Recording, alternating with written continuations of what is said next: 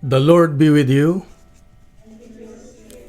Our reading for today is taken from the book of Matthew chapter 16 verses 13 to 19. Glory to you, O Lord. Peter's confession of Christ's divinity. When Jesus came to the region of Caesarea Philippi, he asked his disciples, "Who do people say that the Son of Man is?" They replied, "Some say John the Baptist, others Elijah, and still others Jeremiah or one of the prophets." "But you," he said to them, "who do you say that I am?" Simon Peter replied, "You are the Christ, the Son of the living God." Then Jesus said to him in reply, "Blessed are you, Simon, son of Jonah, for flesh and blood has not revealed this to you but my heavenly Father. And I say to you, you are Peter, and on this rock I will build my church, and the gates of the netherworld will not prevail against it. I will give you the keys of the kingdom of heaven. Whatever you bind on earth shall be bound in heaven, and whatever you loose on earth shall be loosed in heaven." My dear brothers and sisters, the gospel of our salvation. Before we sit down, let's have a short prayer. In the name of the Father, of the Son, of the Holy Spirit. Amen. Heavenly Father, I thank you for this. We thank you for this wonderful night, that wonderful day, that you have given us an opportunity once again to listen to your word.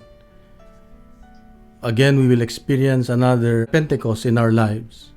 So we ask you, Lord, to enlighten us. We are opening our hearts and minds at this moment so that you can speak to us directly, so that you can guide us and give us the wisdom that we should be knowing. Thank you, Lord, for your love. Thank you for your goodness. All these things, Father, we ask and pray through your Son, Jesus, with the Holy Spirit, one God, forever and ever. Amen. In the name of the Father, of the Son, of the Holy Spirit. Amen. Amen. So tayo po'y, let's all be seated. A while ago, kausap kong aking misis bago niyo ako tinawagan. Sabi ko sa kanya, "Who do you say that I am?" Sagot niya naman sa akin, sabi niya, "You are a good husband. You are a loving husband. And a good dad. A good provider." Lahat ng adjective ginamit na niya. Siyempre, hindi siya patatalo. Sabi niya sa akin, how about you? Who do you say that I am?" Sabi ko naman, "You are the answer to my lonely prayer." Yeah. "You are an angel from above." Kulang-kulang na lang nakantahin ko kasi kanta yun eh. Kaya kami nagtatawanan. Pero totoo naman yung gospel natin ngayon ay it's really a deeply personal and tawag dito refreshingly simple. But yung question ni Lord is unforgettable, saka napakalalim. "Who do you say that I am?" Sabi niya kay Pedro. So, kung tayo ay tinatanong ng Diyos ng personal, di ba, ang bigat. Imagine kung ikaw yung tinanong ni Jesus mismo, "Sino ako para sa'yo? Sino ako ngayon sa'yo?" Yan. At hindi niya tinanong yung mundo, hindi yung mundo ang tinanong niya kung sino siya, hindi para sa akin. Hindi niya tinanong kanyang pamilya, pero tayo ang tinatanong niya, "Sino ako sa'yo?" So, dito ay nakita natin sa gospel, balikan ko lang yung gospel natin. Kausap niya ang kanyang mga alagad. Sabi niya, "Ano ang sinasabi ng iba tungkol sa akin? Sino daw ako?" Sabi nila, "Ikaw daw si Juan Bautista. Ikaw daw si Elijah. Ikaw daw si Jeremiah at ibang mga prophets. Pero kayo, sino ako sa inyo?" Sabi ni Pedro, "Ikaw ang Kristo, ang anak ng Ama na buhay. You are the Son of the living God. Sabi ni Jesus, ikaw, Pedro, ikaw ay magiging Pedro, at sa pangalan mo, ikaw ay ang aking simbahan ay aking itatatag. So, dito natin makita na kahit si Pedro ay pabigla-bigla, ay meron siyang kapabilidad na nakita ang Diyos sa kanya. Pero, himay-himayin natin. Meron akong gustong pag-aralan natin. We need to reflect on 3 points. The first one is, nilagyan ko na acronym para madali nating ma-memorize. Yung PCR. P stands for personal faith. C stands for capability. Yan, capability. R stands for responsibility. Yan, responsibility. PCR. Personal, capability, and responsibility. So, titignan natin na ang unang point, ang unang punto ay personal faith. Personal faith. Pag sinabing personal faith, yung ating pananampalataya dapat ay personal. Hindi yung hiniram lang natin, not borrowed. Yeah. Hindi yung yung sinasabi ng iba. At tinitignan niya kung ano yung pananampalataya natin lagi. Tayong mga Pilipino, aside from yung personal na pananampalataya na minsan, naniniwala lang tayo dahil sinabi ng ating religion teacher, sinabi ng nanay at tatay, iba? Sinabi ng parish priest, kaya tayo naniniwala na pananampalataya tayo.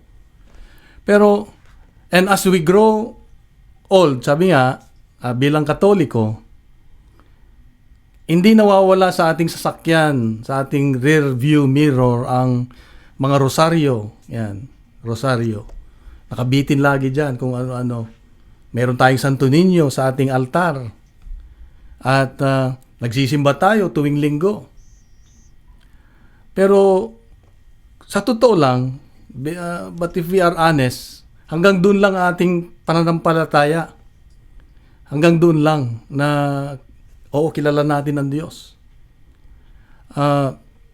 But the thing is, Jesus wants us to know Him better, yung mas malalim. Hindi lang yung ginagawa natin, kilala natin siya. Ang nais ng Diyos ay yung mas malalim na tugon natin. So, sino nga ba siya sa buhay natin? Who do you say I am? You can't love someone, hindi mo kayang mahalin ang isang tao kung hindi mo siya kilala personal. Hindi mo pwedeng sabihin mahal kita sa isang tao na hindi mo pa naman nakikilala. Jesus wants us to know Him more, not only sa pag-iisip, not only in our mind, not only yung katalinuhan natin o yung narinig natin, pero deep in our hearts. Yan, yun ang ibig niyang sabihin na, do you know me? Who do you say that I am? Kilala mo ba ako sa iyong puso? O sa isip lang? O nakikigaya ka lang? So, ito yung, kaya nga, nung narinig ko rin ito, ay sabi ko, nga, kilala ko nga ba ang Diyos? Dati, nung hindi pa tayo Life in the Spirit seminar, yun ang pagkakakilala natin kay Lord. Kaya lagi tayong magkaproblema ka lang, ayaw mo na sa simbahan, ayaw mo na sumunod sa Diyos. Dahil ang pagkakilala lang natin sa Diyos ay sa talino lamang natin. Kaya nga, ang dapat pala, kung mas malalim doon, pasalamat tayo, merong tinatawag na Life in the Spirit Seminar, tayo ay itinuro doon na mas kilalanin pa natin ang Diyos sa pamamagitan ng ating buhay araw-araw. Diba? Buhay araw-araw. Kaya pag hindi natin pinapalalim yung ating relasyon sa Diyos, sa ating buhay araw-araw, may walang nababago, hanggang doon lang tayo. Very, very shallow, sabi nga. very shallow. Wala tayong kaibahan sa simba ka ng simba, pero simba ka ng simba, kala mo yung pananampalataya mo ay malalim, pero katulad ka rin pala ng isang, ang tawag dito, yung kasing babaw ng holy water sa may entrance. Diba? Mababaw lang yung holy water. Kala mo malalim ka na dahil kasi simba mo, o tadasal mo, o rosaryo mo, kanunubina mo. Pero sa totoo lang, para lang tayong mababaw na kasing babaw ng holy water sa entrance.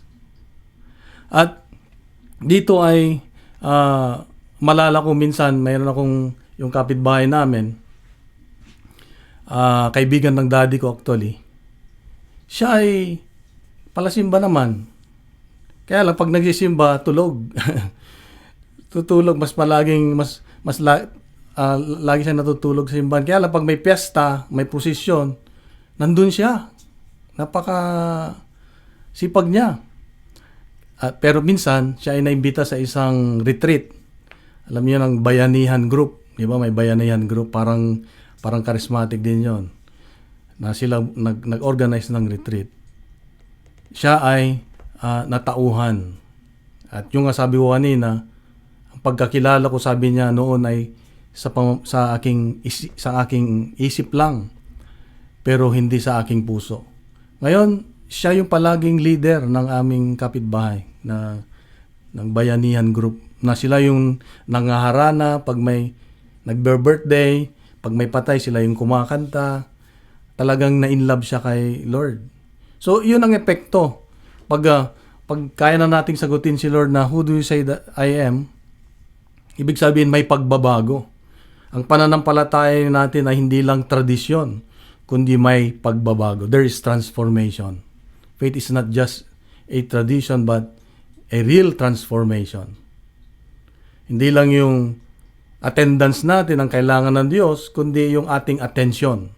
Iba dati, pag nagsimba tayo, wala tayong pakialam kung ano ang nangyayari sa simbahan. Kung minsan, malayong isipan natin, nasa loob tayo ng simbahan. Pero ngayon, iba na. Diba? Tayo'y sabik na marinig yung mensahe ni Lord. Tayo'y sabik na kumanta, umawit ng maganda para kay Lord. Diba? So, ito yung epekto. Ngayon, masasabi na natin, who do you say I am? Pwede na nating sabihin, personally Lord, personally, ay kilala kita dahil ito yung ating relasyon. So, ibig sabihin, yung personal faith natin ay hindi na yung katang-isip lang, kundi meron na tayong relasyon na malalim kay Lord. Para kaibigan na natin siya. Na anytime pwede natin kausapin. Anytime pwede natin siyang sumbungan, di ba? Meron na tayong deep na personal relationship. Meron na tayong tinatawag na kung mahilig ka mag-chat, one-on-one chat. Hindi na tayo yung group chat. Pag kasi group chat, maririnig mo lahat, nagsasalita. Meron na tayong relationship na one-on-one chat, sabi. So, ito ang unang paalala ng Diyos sa atin, na we must go deeper in our relationship with God. Not only yung pagkakilala natin, but through our tawag dito, yung ating relationship by heart. Pangalawa, letter C is yung capability natin. Iba sabi na capability. Trust that God sees your capability. Dapat malaman natin alam natin kung paano tayo tinitignan ng Diyos, kung ano yung pagkakilanlan niya sa atin. God sees who we are and God sees who we become. Yan ang importante, yung who we become. Kasi kung minsan nagtatapos lang tayo sa akala natin God sees who we are. Pero alam din ng Diyos kung ano yung becoming natin. Who we become. God sees more than you see yourself. You see in yourself. Kasi kung titignan natin, si Simon dito sa Ebanghelyo, si Simon ay isang fisherman. Sino nga ba si Simon? Si Peter, sino nga ba siya? Hindi naman siya scholar. Hindi nga siya religious leader. Alam niya mangisda. Diba? Hindi nga siya nakapag-aral. Pero bakit pinili siya ng Diyos? Kasi alam ng Diyos kung ano yung magiging become niya. Ano yung capability ni Pedro. Parang si Saint Paul, 'di ba, ngayong araw na ito ay bukas pala ay linggo, ay pinagdiriwang natin yung solemnity of the two greatest pillar ng ating simbahan. Si Paul at saka si Peter. Si Paul, nakapag-aral, mayaman, may kapangyarihan. Kaya lang, siya ay, ang tawag dito, yung mamamatay tao o sinisira niya yung ating, ang grupo, ang Kristyanismo noon. Ayaw niya. Pero bakit pinili pa rin siya ng Diyos? Pinili pa rin siya ni Jesus. Pareho sila na kung titignan natin ay mga ordinaryong tao na hindi naman, kung titignan mo, wala silang kapabilidad. Kung sa ating sukatan bilang tao, sabi ng mga Meksikano, nunca, never. Hindi pwede. Hindi sila pwedeng maging leader ng simbahan. Pero hindi. Si Pedro, binigyan siya ng kapangyarihan na maging Santo Papa. Siya yung Santo Papa. Binigyan siya ng susi ng kalangitan. Si Pablo naman siya ay nakahawak ng, pag nakita yung picture ni Saint Paul, di ba may hawak siyang espada? It symbolizes God's word. Di ba yung God's word, two edges, yung edge niya na matalim. Ganun ang papel ni San Pablo. Siya yung pumupunta sa mga lugar na hindi pa kilala ang Diyos. Kaya nga siya napugutan ng ulo. Dahil sa ginawa niyang, kahit yung mga hentil ay pinuntahan niya. Hinuli sa Jerusalem, dinala sa Rome, doon siya pinugutan ng ulo. Pero huwag ka, dahil ang maganda dito na matutunan natin dapat ay nung tinawag sila ng Diyos, hindi na sila nagdalawang isip. Diba si Pedro? Come, sabi niya ni Lord, you will become fishers of man. Iniwanan niya lahat. Yung trabaho niya, yung lambat niya, yung pamilya niya, sumama kay Lord. Ganon din si Pablo. Diba? Si Paul. Noong nakilala niya ang Diyos, nabulag siya nung nakakita na siya ay talagang tumalikod ng 180 degrees at sumunod na sa Diyos. So, ang tinitingnan pala ng Diyos sa atin ay, oo nga, nakikita niya yung capability natin, kapabilidad natin. Kung marunong tayong mag-oo, marunong tayong sumunod agad sa Kanya, at huwag magreklamo pag meron siyang pinapagawa sa atin, ay nangyayari yung nakikita niya sa atin. Diba? How many times ba sa buhay natin, sabi natin, wala akong kwentang tao. How many times na sinabi natin, kaya ako hindi makapaghanap ng trabaho o makapag-asawa kasi wala akong kwenta, wala akong silbi na tao. Diba? I am nobody. Ganon ang tingin natin sa sarili natin. Pero sa mata ng Diyos, iba. Kung gusto lang niyang sumigaw, hindi ka ganyan, hindi ganyan ang tingin ko sa'yo. So, many times in our lives, pag tayo ay nakakaranas ng mga challenges sa buhay natin, gusto na nating give up, bumigay. Pero, ito palang mga bagay na ito yung pag merong nangyayaring hindi natin maintindihan sa buhay natin, na lalo na pag hindi maganda, merong ginagawang maganda ang Diyos sa atin. Kailangan lang ay sumunod agad sa Kanya. Kung ano yung gusto niyang ipagawa, gawin na natin, wag na nating ipagpaliban. So kung gusto niyang maglingkod ka sa community, maglingkod ka agad sa community. Wag yung patay sindi ba sa attendance. Minsan nandiyan ka, tinatamad ako ngayon. Pumunta lang ako sa Toronto Festival, ganyan ba? Parang ayaw mong mas yung may mga time na kailangan, may mga time na ayaw mo, may mga time na okay lang. Warm faith, warm Christian na tinatawag. Kahit sa pagsisimba, kung minsan ayaw ko muna magsimba.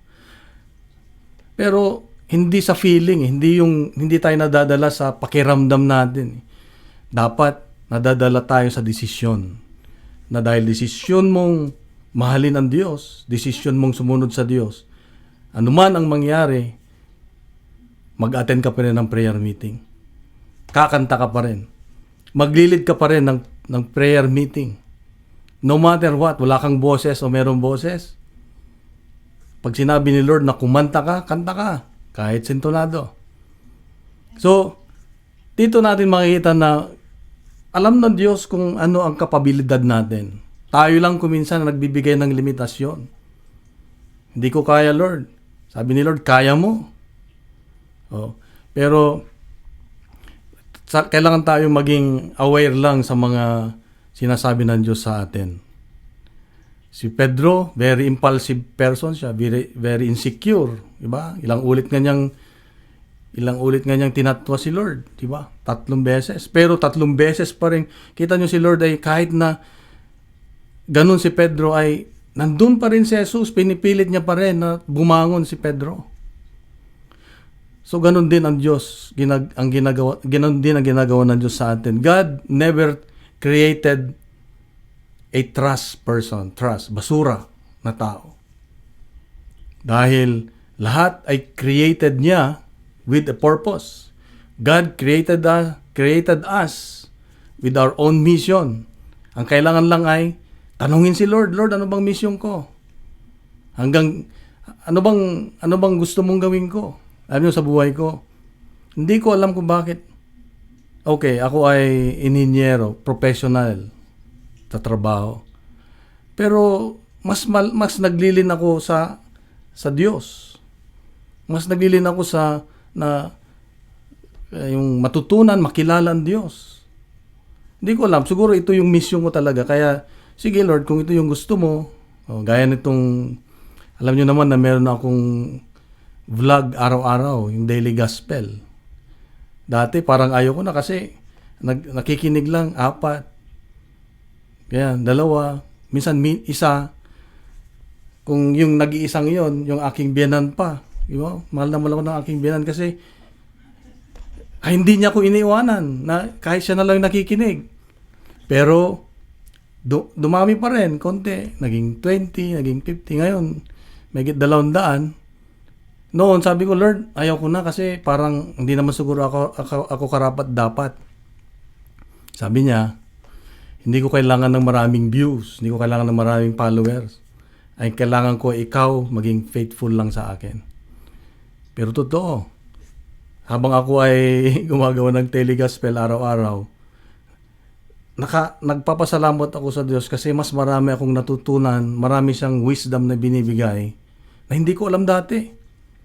Kaya nga pag mayroon akong natutunan ngayon na, ganun pala yun. Ganyan, para sa akin ay yung bang parang ginto, para bang ikaw yung gold treasure hunter, na nakatreasure ka ng isang bagay na hindi mo alam dati, hindi na mawawala.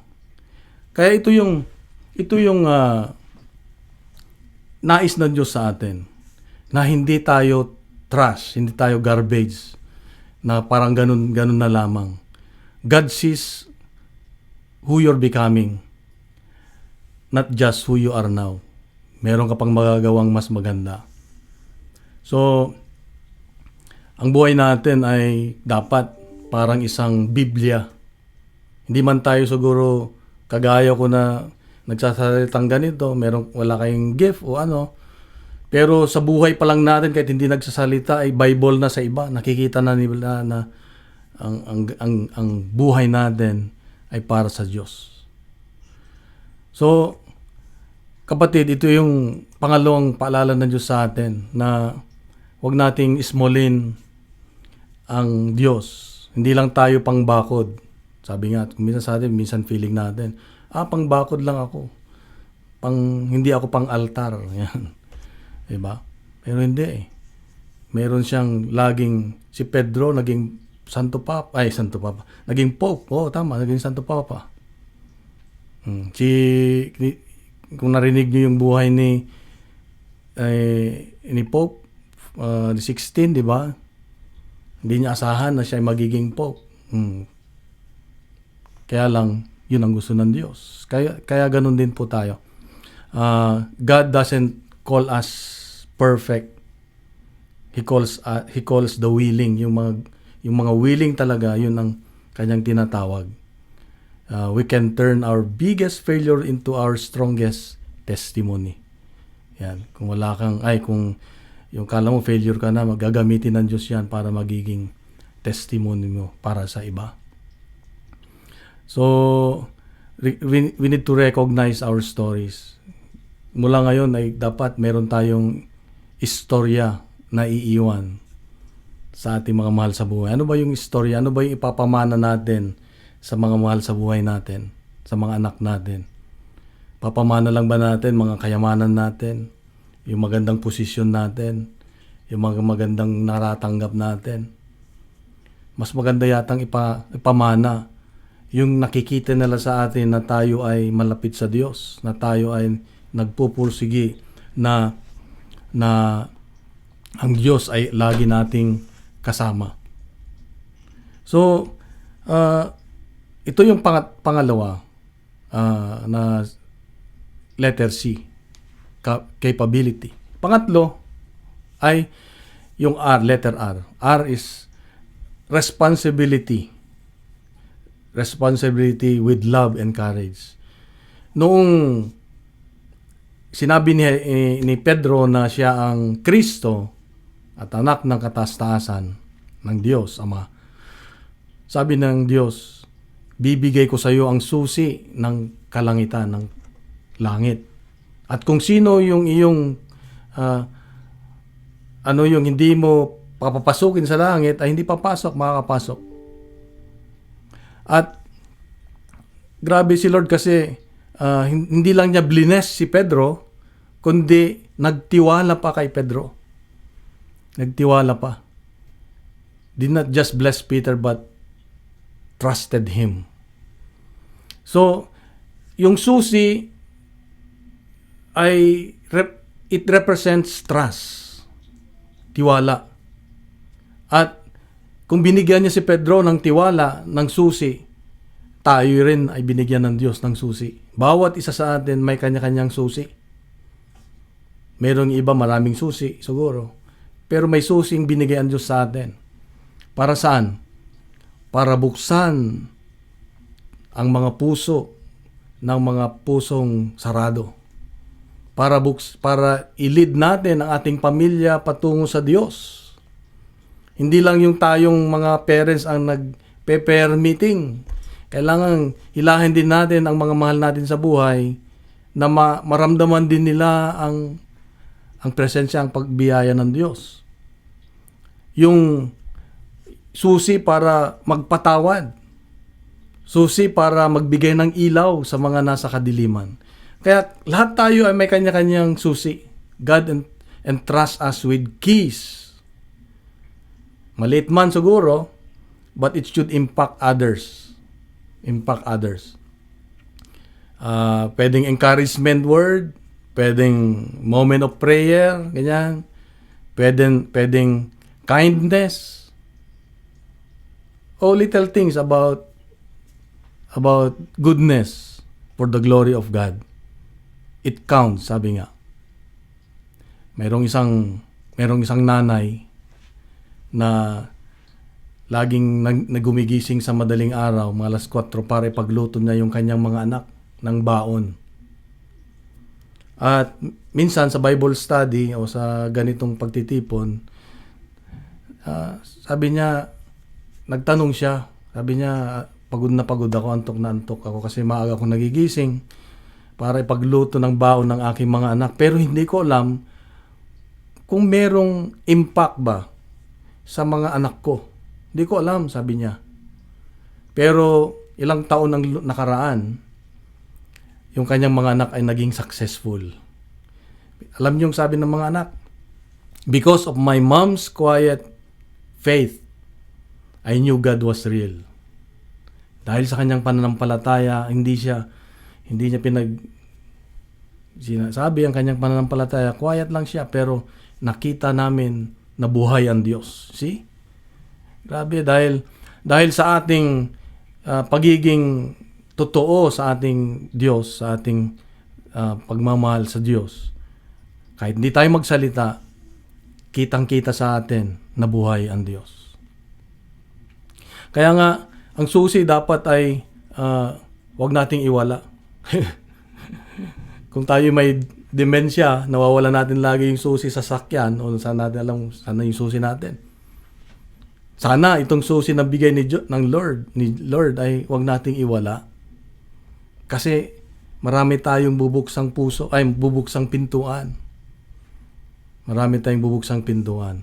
Kaya, mga kapatid, ito ang mga paalala ng Diyos sa atin ngayon na meron tayong role sa simbahan. Meron tayong responsibilidad.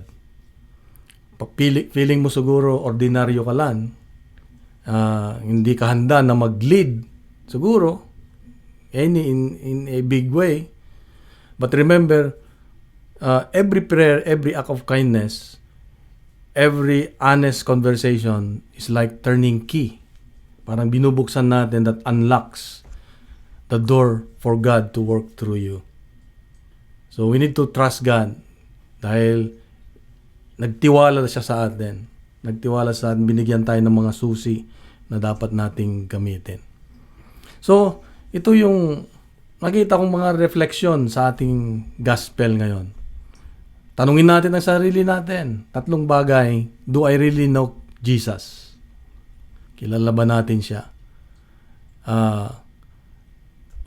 Sino ba ang Diyos? Sino ba si Jesus sa buhay natin? Maging dapat personal yung ating relasyon, hindi lang sa isip, kundi sa ating puso. Pangalawang question siguro, do I believe God can use someone like me? Am I willing to let Him see the potential in my everyday life? Every day. Sa pagiging ordinaryo natin, sa pagiging clumsy natin kuminsan, pabigla-bigla sa ating mga desisyon, tayo ba ay pinagkakatiwalaan pa rin ng Diyos? Ang sagot dyan ay oo. Magtiwala tayo sa Diyos. Kung pinagkatiwalaan tayo, pag may tiwala sa atin, dapat ganun din tayo, magtiwala tayo sa Diyos na alam niya kung ano yung kapabilidad natin. We have small keys, pangatlo, that God has given us today. How can we use those keys sa buhay natin? Huwag nating sayangin, huwag nating iwala. Sabi nga, huwag nating ibitin lang ang susi. Dalhin natin araw-araw. Siguro maganda gawin natin ay pag dala na natin yung susi ng sakyan natin, isipin natin susi rin tayo. Na pagpunta natin sa ating pupuntahan, sa ating trabaho, meron tayong bubuksan. Siguro yung isang taong malungkot, yung isang taong nawawalan ng pag-asa, yung isang taong walang pera, yung isang taong na-terminate, ganyan. Gamitin natin ang susi na bigay ng Diyos sa atin.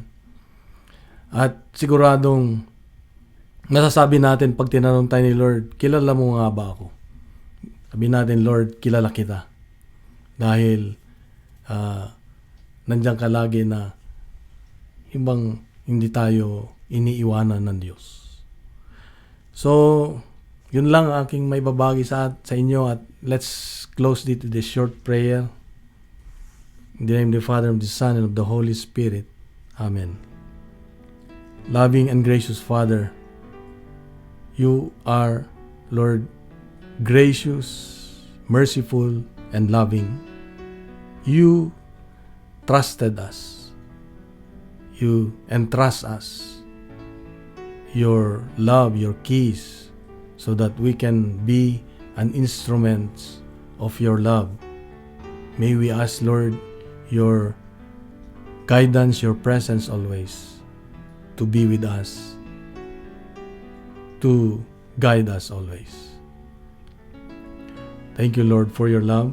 Thank you for your goodness. All these things, Father, we ask and pray through your Son Jesus with the love and the Holy Spirit, one God, forever and ever. Amen.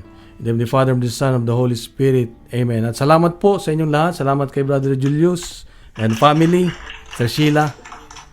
Thank you po, Brother Allen. God is good. Love Luck, Toronto. Opo, nagbabalak po kasi ang Love of Toronto pupunta daw ng California. Sabihin nyo lang kung kailan. Ayun ha. Salubungin ko kayo sa airport. Ayun, salamat po ng marami, Brother Allen, sa thank you po for your words and message and wisdom. Sa uulitin po ulit. God is good. Amen.